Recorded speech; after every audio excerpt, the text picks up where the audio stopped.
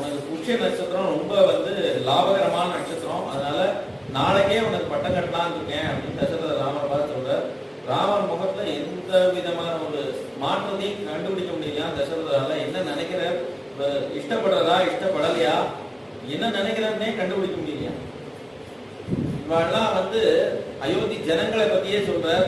இவெல்லாம் வாழ் வீசுற கண்கள் வச்சிருக்காங்க. ஒருத்தர் அவ்வளவு தூரத்துல வரும்போதே இவ என்ன காரியத்துக்காக வரான்னு கணக்கு பண்ணிக்குவாங்க. அதுல குறுக்கி எடுத்து இவர் மந்திரி சபை வச்சிருக்காரு. அந்த அயோத்தி ஜனங்களே யாரு ரொம்ப சிரேஷ்டமோ அவள பொறுக்கி எடுத்து மந்திரி வச்சிருக்காரு.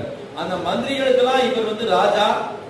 பொதுவா ஒரு குற்றம்னு பண்ணி ஒருத்தனை அழைச்சுன்னு வந்தா இந்த குற்றம் பண்ணிருக்கான்னு அவங்களை பார்த்தாலே சொல்லிடுவாங்க தசரதர்.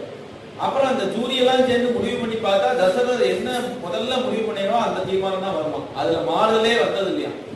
அப்படி தீர்மானம் பண்ணக்கூடிய